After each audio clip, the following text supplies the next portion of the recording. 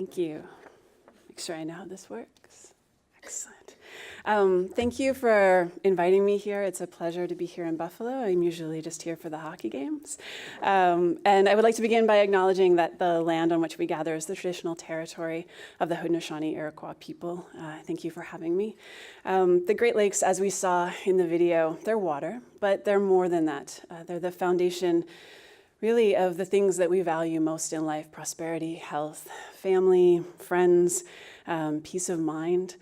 So when we talk about restoring and protecting the Great Lakes, we're really talking about restoring and protecting the things that we care most about in life. I learned that from you and people like you. The Watermark Project that has been referenced. We've been working on that project as Swim Drink Fish Canada for a year now. The International Joint Commission has been a wonderful partner. And one of the greatest privileges that I've had is the opportunity to hear stories from people all around the Great Lakes across Canada. And they're talking about their connection to water and what it means to them. If you would like to share yours, I strongly encourage you to do it. It really helps us become better at our jobs as nonprofit professionals and as government. And Claire, she's at the back, but she's running the booth in the hallway. She's very lovely. You'll enjoy talking to her. And you can teach us how to be better at the work that we do. And really what comes up when you talk about the Great Lakes is that protecting the Great Lakes for you is not about protecting the water. No one comes to the booth and shares a Watermark story about their first experience with 2 hydrogen molecules and an oxygen molecule. They come and they tell a story about paddling, sailing, boating, fishing, or in my case, pollution and a disconnection from the water. You know, the story of Buffalo rings very true to me because I grew up in Oshawa, Ontario, which has a similar history and a similar relationship to its waterfront. A recent IJC poll says that on the Great Lakes, 86% of residents believe that the lake should be protected for recreational use. I think it's remarkable when 86% of people agree on anything. And I think it's an important statistic to listen to because it's reflected in the watermarks that we're hearing in the stories that people are telling us. To a lot of people, when I say recreational water use, first of all, it's not a glamorous phrase. I can't think of a better one. But it also evokes notions of pleasure and leisure and Saturday afternoons and laziness and class and a privileged lifestyle that makes it sound less important than the other environmental or Great Lakes issues that we talk about. I totally disagree with that. I believe that recreational water use, the ability to touch the water without getting sick, is probably the most fundamental indicator of the health of the lakes and the health of a community. And I believe that because of the stories that we've heard about water. We know that the Great Lakes are important, and we know we've heard the lines about, I think I heard a multi-trillion-dollar economy point. We think of the Great Lakes, we think of the history with the connection to the economy, but we tend to forget about the other role that recreational water use plays in our economy, not just the fact that it's $15 billion a year in contribution to outfitters and organizations that are in that industry, but what it actually means as part of our economic strategy in the region. So in the 21st century, the fact that we have clean, swimmable water is the greatest competitive advantage that this region has. It's the foundation for a strong economy. It's the reason why businesses want to do business here. It's the reason why talent would want to move here. It's the reason why people would want to invest and innovate in this community.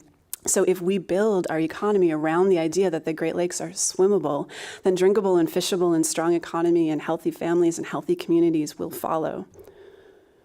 And I say healthy for a reason. We do have a tendency living with this abundance of water that we have in the Great Lakes region of thinking that we're very healthy and that we don't have to worry about water quality problems.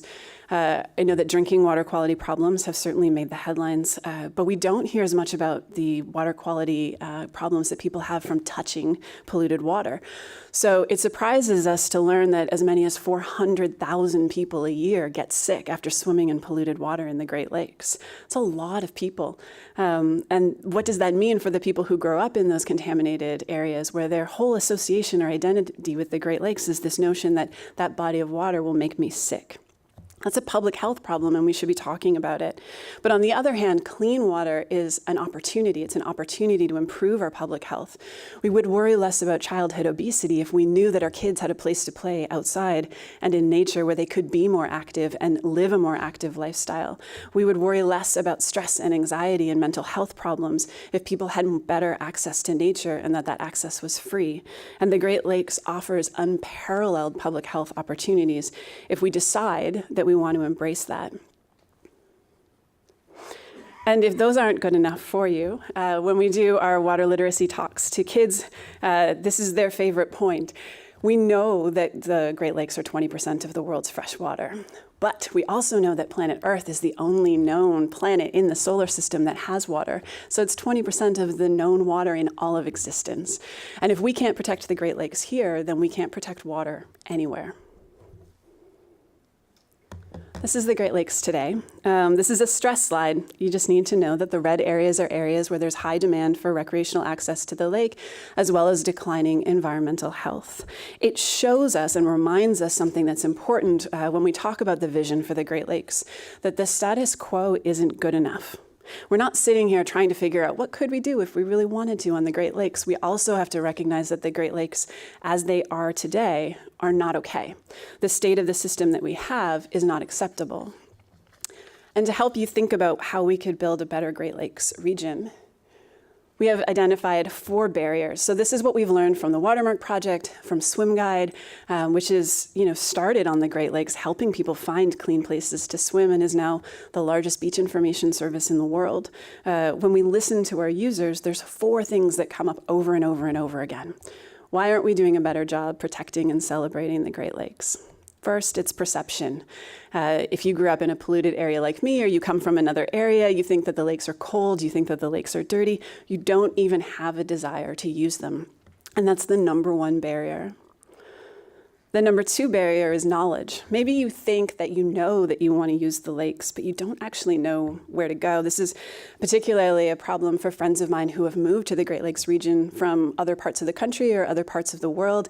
They have this notion that swimming and boating and camping are things that maybe they want to do, but they literally don't know how to do it.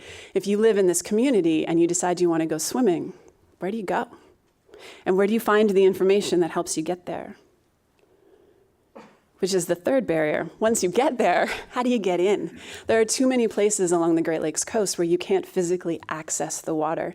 This, for those who are curious, is the Oshawa Marina. This is the public marina where I grew up, and that is the entrance. It is the only city on the Great Lakes that doesn't have access to its waterfront. And then the 4th barrier, which we're hearing a lot about today, is pollution. So you decide you want to use the lakes, you figure out where to go, you get there, you have access to the water. Maybe you've packed your kids up, you've driven 2 hours in the van, you get them to the beach, and you get there and you find out that it's not clean enough for swimming. Sewage is the number 1 source of surface water pollution in North America. This is downtown Toronto on a summer's day after a rainfall, and the stream that you see is raw sewage flowing into the Toronto harbor. If you are concerned about Lake Erie issues, it may not be sewage that you're seeing, it may be algae and algal blooms, but the point is the same. You get to the water, you can't touch it, you can't go in. The IJC, in the report that they're accepting feedback and your comments on, have a recommendation. I would like to underline it with a big fat marker and a big yellow highlighter. They're recommending that the governments of Canada and the United States pay more attention to recreational waters, given their importance to people on the coast. And we completely and wholeheartedly agree with that recommendation. Swim Guide, when we built it, it got people to the water's edge. It showed them where to go. It gives them water quality information that tells them when it's safe to swim and when it's not safe to swim. And the result has been transformative, because once people get to the water and once they build that connection, then they become better stewards. And as a result of the work that we've done on beaches with Swim Guide, we're now seeing foundations putting $1 million grants into restoration of public access points, because they now understand how important and transformative those locations are to the communities. If you think of these beach locations as hubs, come back to that. The red line is a trail around part of the Great Lakes. Think of them as hubs and connection points where people can get into the water, where they can touch the water, where they can make that connection, where they can develop those watermarks that they'll be sharing 5, 10, 15, 20 years from now. This is where we live. The beaches and the sites that we're restoring are the locations that people are attached to. But at the end of the day, it is one coast. It is only one shoreline that we all share. And that's what we're trying to restore and protect. I mentioned the Watermark Project and how much we've learned from listening to your stories and how being able to touch a Great Lake is influential and transformative activity in people's lives. We have a chance with your ideas and the questions that are being asked today to really decide, what do we want people to be talking about in the future on the Great Lakes? Do we want them to be sharing slideshows about all of the places that we restored and the economy that we built and the communities that we had?